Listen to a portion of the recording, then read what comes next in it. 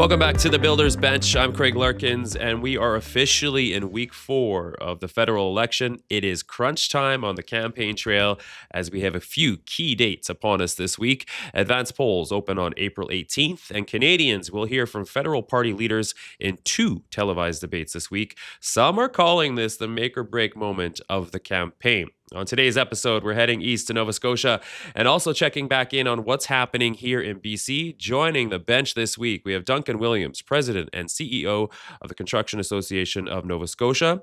Joining us from Prince George today in BC is Chris Atchison, President of the BC Construction Association. And from Ottawa, Louis-Philippe Champagne, Associate VP, Public Affairs and Industry Practices with the Canadian Construction Association. So welcome to the show, Duncan, and welcome back, Chris. Thanks for having us. Yep. LP, before we dive into that regional pulse, I wanted to start with some numbers, of course. Elections Canada reports 300,000 plus special ballots have been issued, with 100,000 plus of those returned so far. It's a busy week with debates and advance voting wrapping up. Where do the polls stand? Great point. As I said before, and I'll say it again, a very important election campaign we have this time around. Not a easy to guess who's going to win. There is trends in the poll, but a very decisive campaign that we're living through. And it's worth reminding people again that this is the shortest legal campaign that Election Canada will allow, only 37 days. You were just saying we're week 4 into the campaign, but already in just 2 weeks, we'll be heading to the poll. In a matters of 15 days, we'll know who the next government will be. So it is really coming to the last stretch here. Debates this week, opening of the advanced polling, and in matters of days, we'll be deep into the get out the vote effort. If you look at polls, we've been talking about this for a month now. Number continue to be quite similar. The Liberal really managed to get a massive spike early in the campaign with their new leader. Now, what is very clear is that things have slowed down for almost 10 days now. Since early April 5 or 6 was the last time that Liberal were on that climb. And we now have in the most conservative position, that kind of plateau for all the parties where numbers don't change all that much. It might be that vote crystallization I was mentioning a few weeks ago, where people have just made their mind and they tuned out of the campaign already. However, it is possible that things are shifting the other way around. Today was the first time that a large pollster released a poll putting the Conservative ahead. This is Main Street Research at 44% for the Conservative, 42% for the Liberal. Now, this is a bit of an oddity. They are the only one that I see with that kind of number. If you look at main aggregators, we are still seeing a 5 to 6% lead for the Mark Carney Liberal, that is around 43 to 44% nationally, compared to a rather steady 38% for the Conservative. The big difference for Main Street there is showing the NDP down at 5.7% nationally. This is a significant drop for Jagmeet Singh.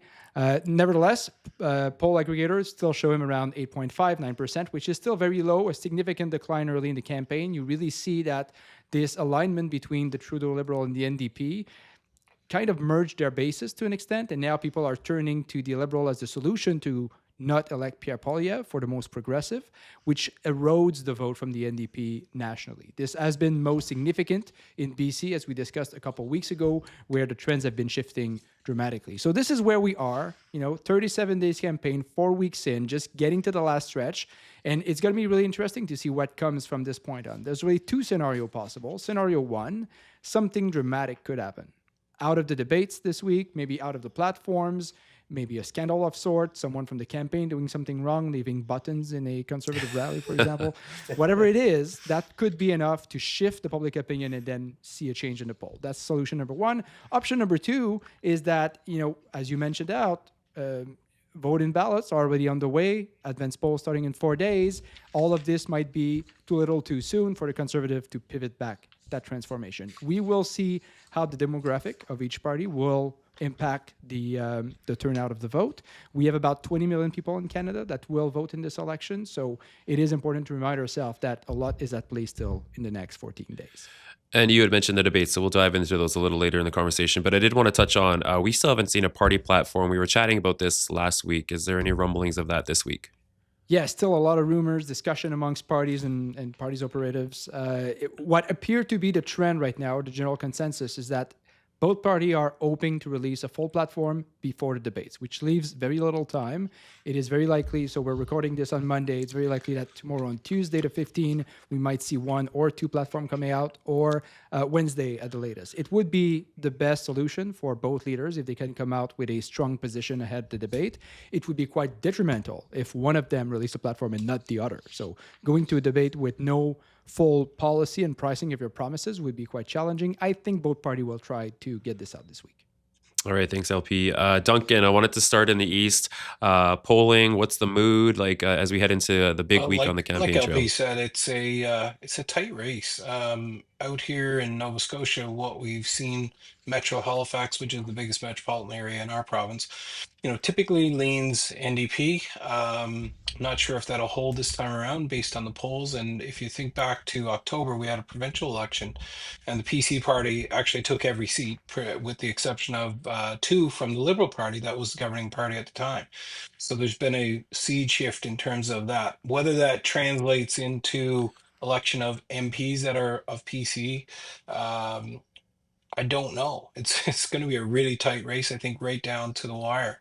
But to your point, we don't have platforms right now, so there's a lot of rhetoric. There's a lot of promises being made. Nobody's seen the costing on them. There's been nothing firmly in place in terms of what the timelines will be on some of those promises. I think the mood in at least Nova Scotia is, we need to capitalize on the opportunity now around tariffs and such to build up our presence again as a manufacturing hub, and to get our energy from one coast to the other, start to draw on our natural resources, and while we try to transition to green, use those resources to pay for it. So those are the things that are becoming battle issues here in Nova Scotia, because we've been leaning very green, which is great. But then there's also a lot of movement lately on resource extraction, and the province removing some of the restrictions that were placed on extraction. How are some of the other key issues, housing, labor shortages, affordability, showing up in that local They're top conversation? of mind. There's no question about it. Right now, we estimate anywhere from 2,500 to 3,000 jobs that are unfilled in construction, which results, of course, in projects being slowed down and housing not being built. And we are still above what we've always been historically. So it'll be interesting to see how each of the parties present a solution to that. When the solution part of it is going to be, we need more belly buttons, as one of my colleagues put it, to get the work done. So, immigration was part of that. Trying to call on underrepresented communities is a big part of that. But those things take time and energy and resources, and we're just not there yet. So let's stick with the topic of housing, and we're talking about key battlegrounds. Former housing minister left; he's coming back. Are there any star candidates? We're talking about Sean Fraser, of course, leaving under Trudeau, and then he popped back in under Carney. Obviously, won, and some change in boundaries. Yeah, What I are you mean, hearing? I think Sean Fraser was a good MP from Nova Scotia. He ducked out and cited personal reasons, family reasons. I have no reason to disbelieve him, but coincidentally, the change in leadership at the federal level, and he's back in the race. Which I think he's going to be a strong candidate. We got Darren Fisher, we got a few others that are incumbents. It'll be interesting to see how they play out. If you'd asked me 7 weeks ago, they would have all been out of a job, to be honest. I really think that the blue wave was rolling through Nova Scotia. I'm not sure where it sits right now. LP, have you heard any of the other battlegrounds in Atlantic Canada? Any rumblings outside of Nova Scotia? Any stars with No, candidates? I mean, there's a number of important races. The fact of the matter, if you look at polling number and you can trust them, it's going to be a significant red wave over there, right? If you look at national number, the percentage of chance based on aggregate of Conservative forming a government is 1% right now, based on current number. And that is in part because Liberals are ahead 5-6%, but also because of that electoral distortion where even with equal percentage in support, Liberals tend to be ahead because of their concentration in large centers. So if you look at the map of all Atlantic Canada, there's a number of ridings that are most likely going to be blue. Some of them are, toss-up, but the majority are projected to be red at this point. I think it doesn't mean that it's any less important for voter to go out in these ridings and to engage with candidate, because these are the people that might end up minister again or minister in a new cabinet, or being influential within the party. So making sure we engage them, that we're vocal with them, is quite essential. And as a matter of fact, if you'll allow me to once again plug the Construction for Canadian campaign that we're running with our association everywhere, on week 4 this week, we're putting a focus on candidate engagement and how people on the ground from all party have been very interested by construction and engaged with construction. We've been collecting videos from candidates of all parties all across the province and all across Canada. And we're releasing them on our website and through social media. And there's a lot of engagement from all party in Atlantic Canada, in the prairies, in BC, to say we need to care about construction. And that's exciting to see from former minister like Sean Fraser, who, people can have their opinion about what happened in the last 10 years of the Trudeau administration, but I'll give it to Fraser. He was a pretty good minister. He was really engaging. He cared about people. He talked with industry, with many didn't do. So that was good for that. I'm hoping to see him again on the bench. Yeah, you're right there. In my experience working on campaigns, the parties were definitely getting more aggressive now with that GOTV, get out the vote. So expect someone to come knocking on your door. That's your time. You got them right in front of you to have that candid, polite conversation, I like to say. You might even get Mr. Carney knocking on your door. You never know. So be prepared again and do your research. Now I wanted to head back to BC with Chris. It's construction month in BC. I was actually out in Surrey last week visiting a couple job sites. And the conversations were ranging from labor shortages to leadership to tariffs, but they're very real and people are definitely engaged. You're up in Prince George, typically joining us from Victoria. You were just at NRCA's Build the North conference. What's the temperature like? What were the conversations like at the conference?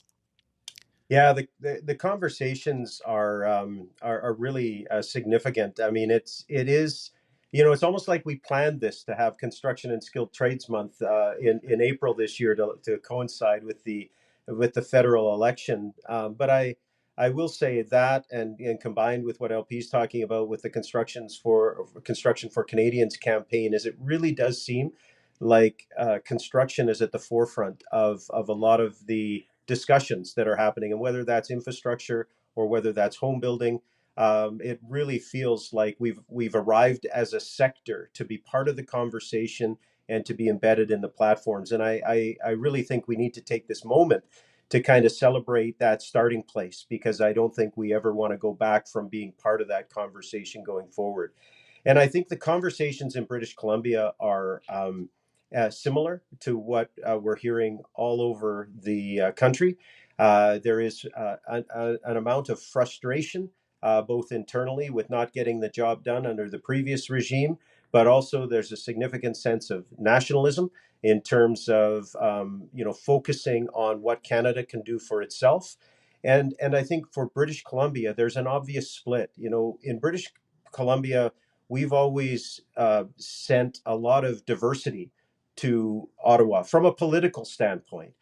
We've always been kind of the front runners on the Green Party. We've always had a significant, healthy NDP representation, and then Liberals to a lesser degree, and kind of a resurgence of the Conservative Party in the North. And so being here in Prince George, and I would say that throughout the North and the Northwest and Northeast, there is a significant lean towards the Conservative Party.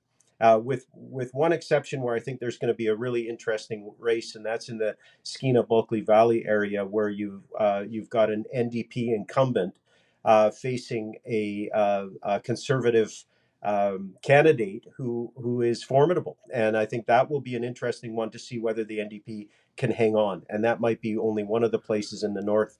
And I think the southern interior, very similar. There is this kind of unyielding feeling that the Conservative Party is the next has earned that opportunity to govern, and that's the way that they will be focused.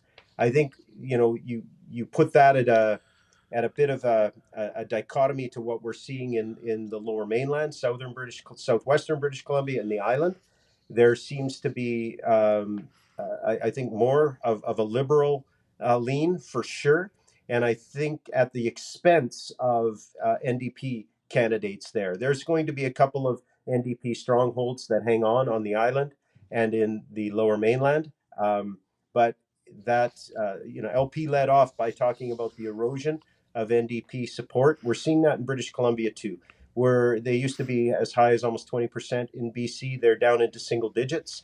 And I think what that means to me is that where British Columbia has always been that um, representation kind of mosaic going to Ottawa, we really are looking at a significant milestone election where it may be the majority of folks that are being sent are of one of two parties. And within that, it is a good thing that construction is so top of mind and that the parties are leaning into the issues that we've been raising with them, both locally and nationally, for a number of years now, for them to really understand the significance of our sector. So if we are at a juncture where we're sending two voices, those policies that represent our industry, everything from workforce to infrastructure investment to interprovincial mobility, deregulation, all of those things need to be carried forward to whoever's governing.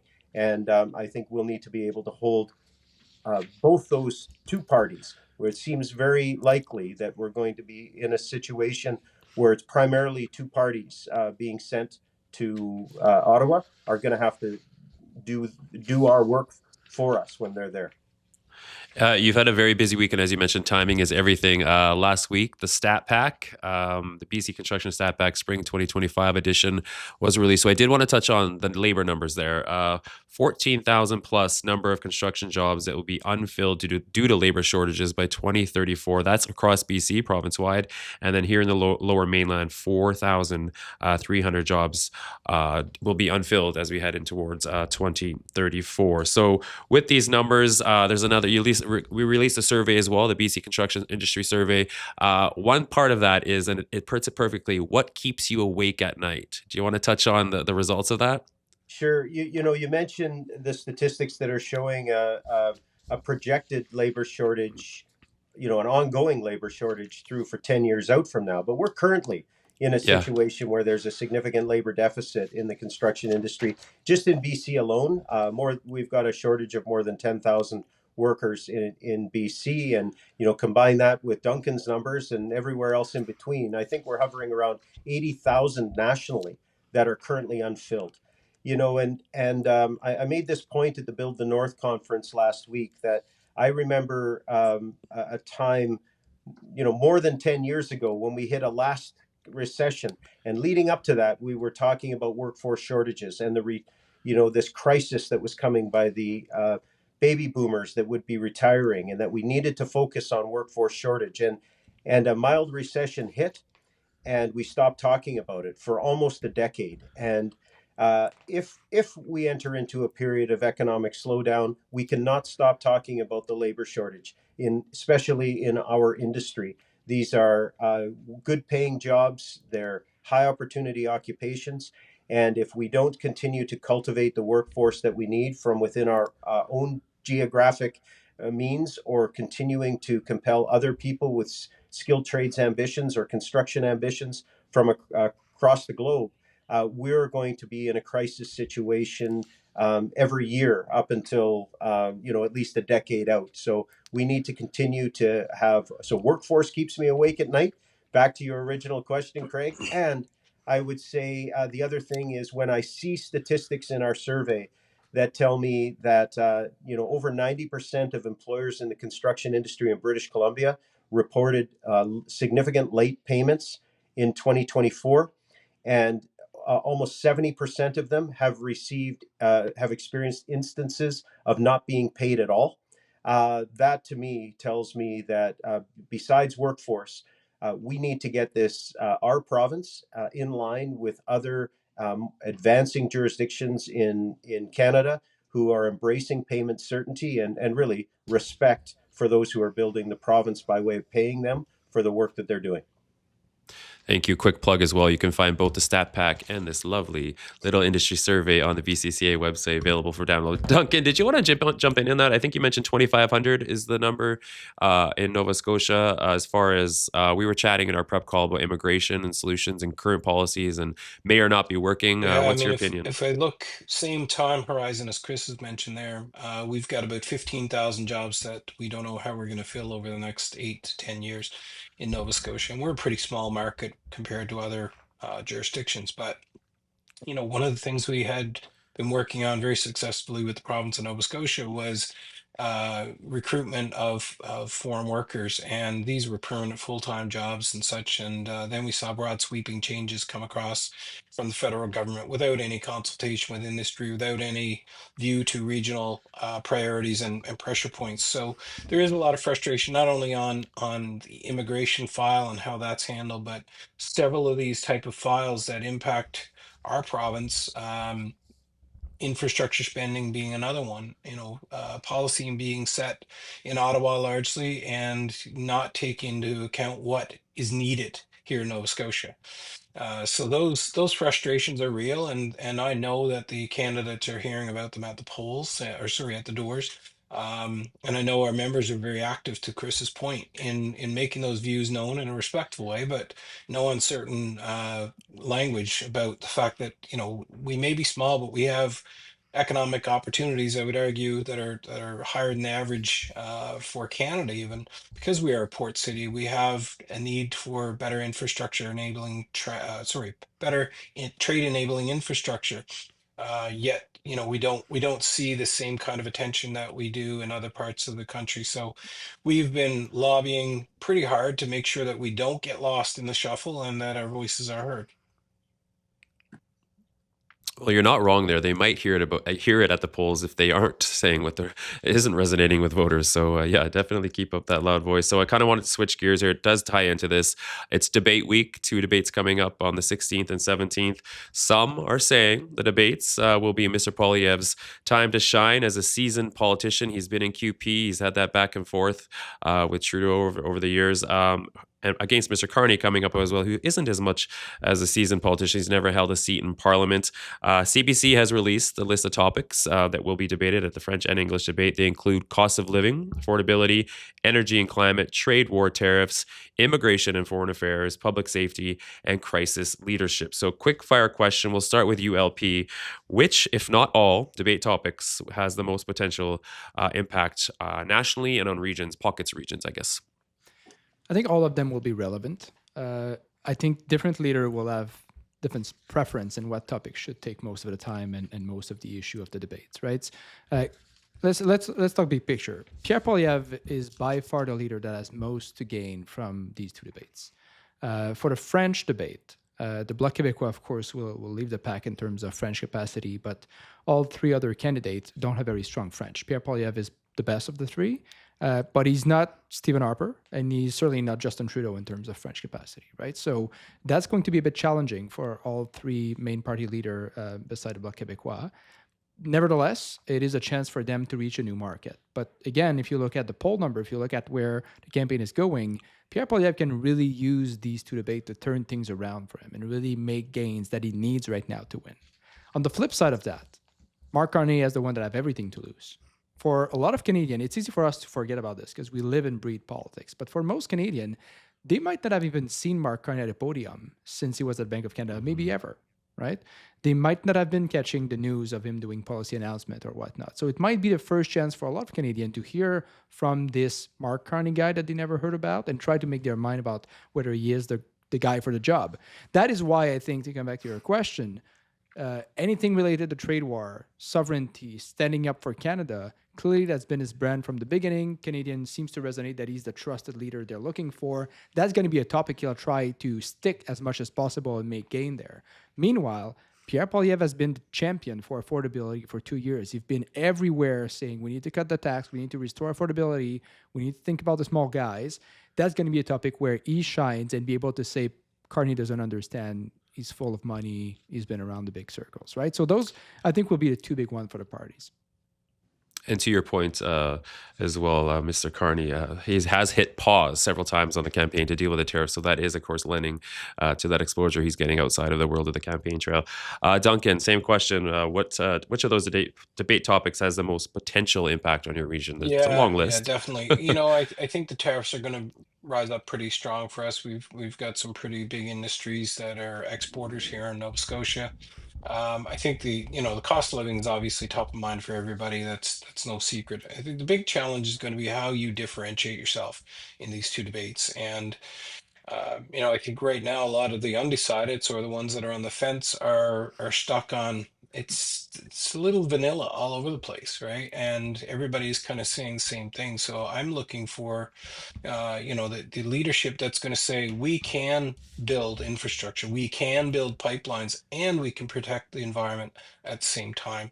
But we're going to use those type of resources to make us a global partner again and a global participant because we've dropped pretty significantly over the last 10, 12 years in terms of every measure, which I think is partly because we've had some interesting policies that have been tried with the intention of making us greener. The carbon tax is not popular out here at all.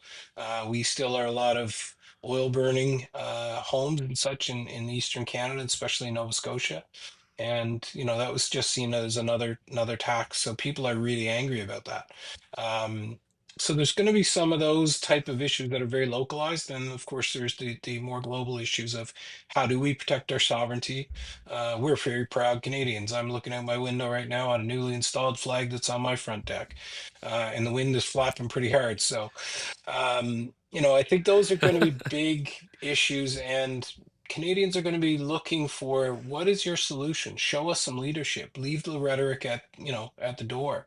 And I think that's going to be Pierre Poilievre's biggest challenge. He's been used to fighting this demon that he believes was incarnate by Justin Trudeau, right or wrong, and that's going to be part of the piece. He's got to move on from that. Justin Trudeau is not there anymore. You've got Mark Carney, who's a very well-heeled Mhm. economist. He knows what he's doing. Maybe not a polished politician and doesn't have that experience, but the two, I think, are going to make for an interesting discussion and debate. In the world of media, we call that switching gears. You need to switch gears, my friend, change the conversation. Chris Atchison, you and I know this very well. BC's political landscape is very unique in we now have two parties officially in provincial power as far as, or one rather, NDP, and we have Conservatives. But as far as landscape, that same kind of question, I feel like it'd be very the impact on BC as far as the debate and topics. Yeah, I think, to me, I think it comes down to three things when we look at our industry and what the industry needs are and what we should be watching in the debate for what is signaled. And I think that's infrastructure, the commitments towards infrastructure, the commitments toward a vision around immigration, and the commitment around our interprovincial trade barriers. So there is, I think that those are the three eyes that I would look for that we're going to be watching for to see where those resonate with the things that are keeping us up at night nationally as an industry. So to me, there needs to be a commitment made for that infrastructure investment that seems obvious as part of that third to help alleviate some of that southern dependency that we have on moving goods within our country from east to west.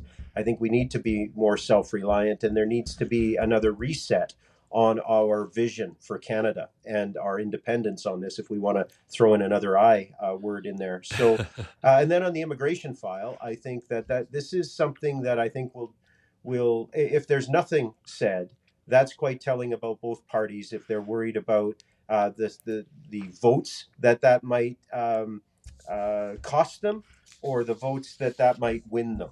And I think that we might see a very different approach on what this immigration file might look like with these two parties, and that I think matters to our industry, who, by all accounts, is going to need.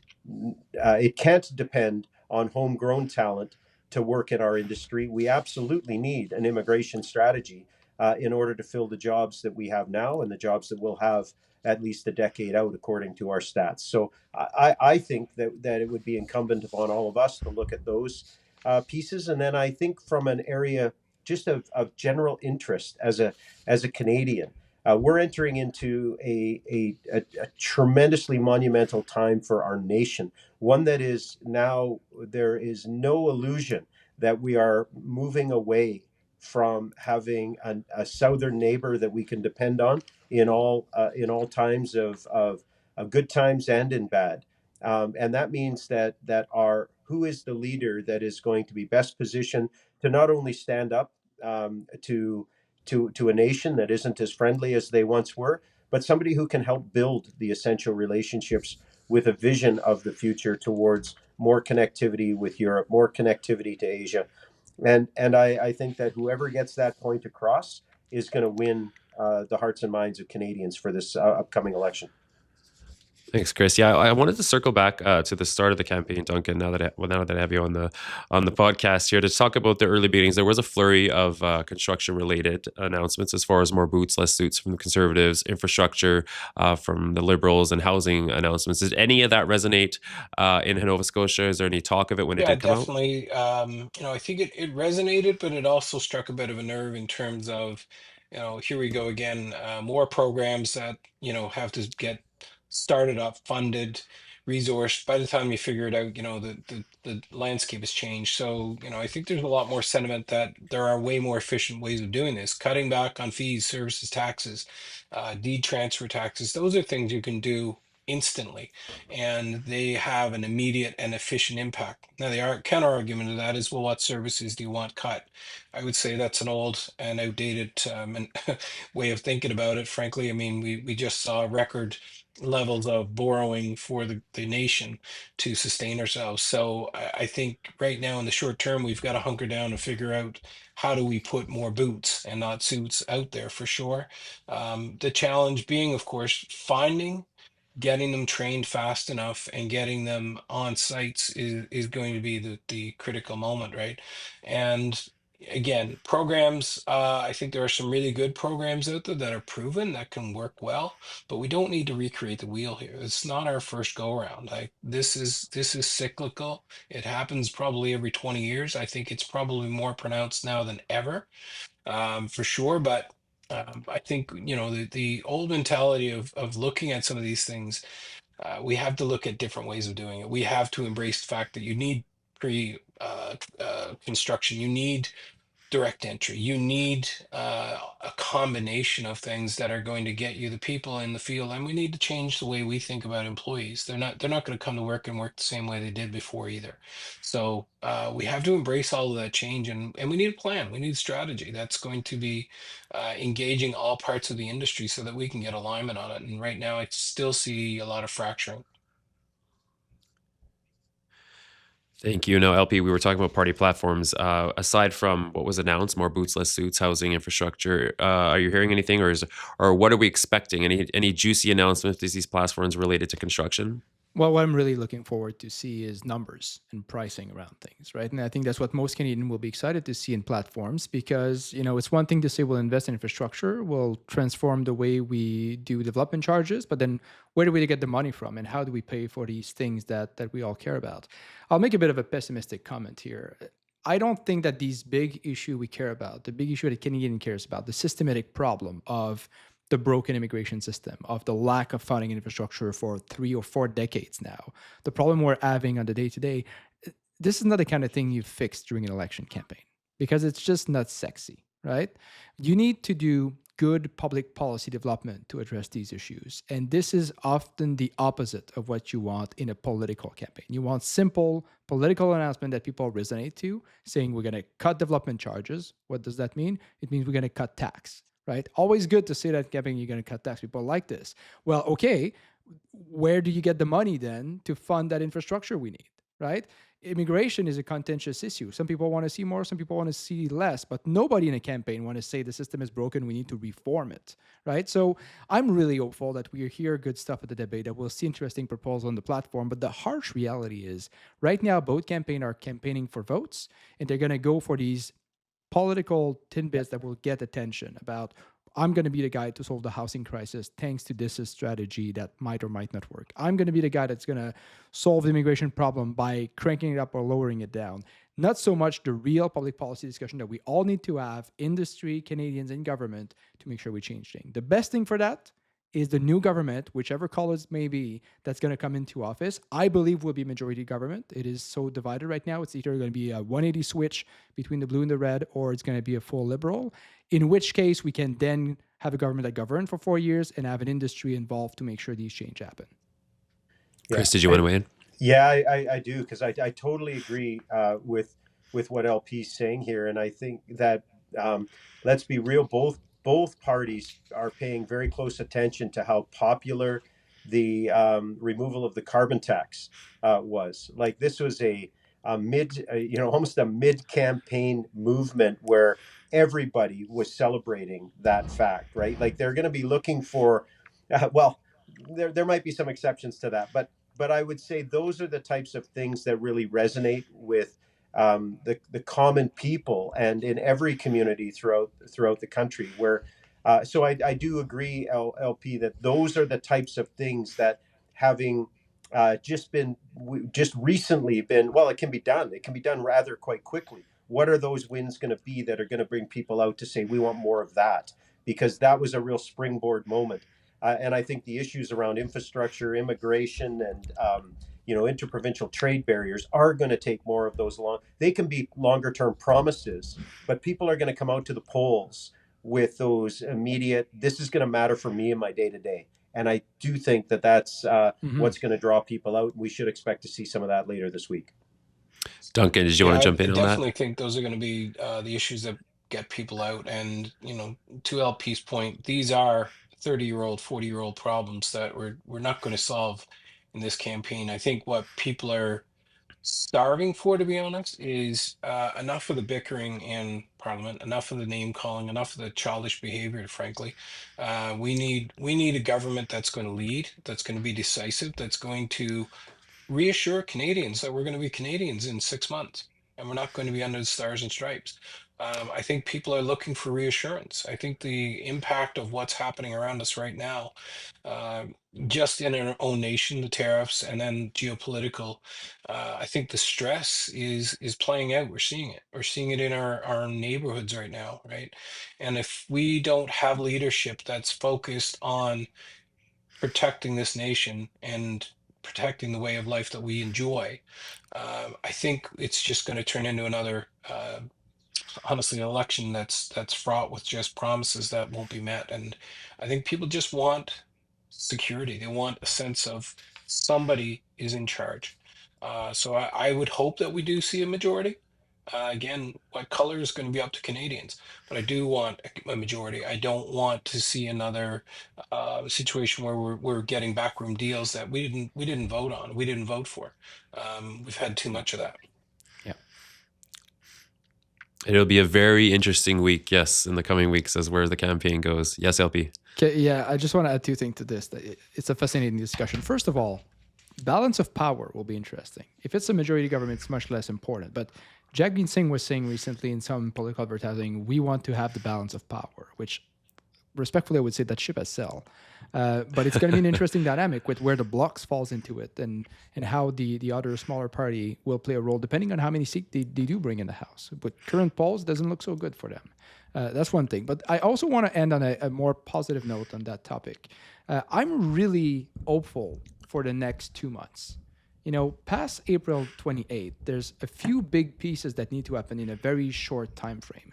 The House of Commons will rise for the summer right before Saint Jean-Baptiste. Normally, it could go on through the summer, but it's unlikely. So that would mean June 20th, I think is a Friday, would be at the very latest day possible. Probably 17 would be the end of it. It give them, give or take, 8 weeks to form a government, get a new cabinet, get sworn in at Rideau Hall, get a speech from the throne, get the House back together, and then have a 2025 budget. Because we're out of sync with the budget cycle big time. The 24 budget was released back in April. The House of Commons fell apart in the summer. So we haven't had really any legislative capacity since then. We are in dire need as a country to bring back a legislature and have some real work being done. But it's going to be a very tight timeline. So I'm hopeful that members of parliament freshly elected, that new government freshly elected, will be strong and say, we have 8 weeks to face Donald Trump, to deal with the affordability crisis, to deal with the housing crisis. We need to move things around and move it quick. So I think May and June is going to be great. And I'm looking forward as CCA to be at the table and making sure we engage with government in Ottawa. I love it. Yes. Chris, any final remarks? Yeah, no, I think what LP is talking about is optimism, and we've been in a different type of energy crisis in Canada lately. We've had a lack of energy crisis from our lack of energy from our federal government, and this does seem like, I've said this before, this is a consequential election, and there's a lot of energy from communities and from provinces, and I think this is one of those times where the cast your vote and no matter what happens, and no matter who comes to Ottawa, those delegates are going to come together with a sense of purpose. And those representatives are going to, and that new cabinet is going to have an energy, or they absolutely will, under whatever leader is selected for our next prime minister. And LP's, surmise about that tight timeline, I think that's just going to compound an interest and an energy to come up with a formidable plan, and something that Canada has lacked. We deserve better, and quite frankly, I'm optimistic as well that whoever we send to Ottawa is going to provide the energy and the leadership that we need. Yes, some exciting times in the next couple of weeks and couple of months. Duncan, some Yeah, final I hope remarks we from you. take advantage of what I would consider, our crisis right now, and look at that as an opportunity. I think this, in some ways, as painful as it's going to be, this is an opportunity for us to not only improve the lives of Canadians and our nation, but to take our rightful place on the stage on a global perspective. Canada's always been well respected, and I think this is actually going to be an opportunity for us to really get back into that respected position that we've always held. And just a reminder, advance polls April 18th to the 21st. If you're still wondering who to vote for, or still kind of in that undecided range, check out the Construction for Canadians site. There's a lot of good information. There's a lot of jam-packed media articles, and there's also an area on door knocking and kind of the questions you should be asking politicians. It's a great resource, so check it out. Thank you all for joining us today. Just a quick little reminder, next week, it is a long weekend, so we will be here on the 22nd, and the episode will be released on the 23rd. Stay engaged, stay informed. Your vote builds the future. Thank you also for joining us today on the Builders Bench. Thanks, everyone. Thanks, Craig.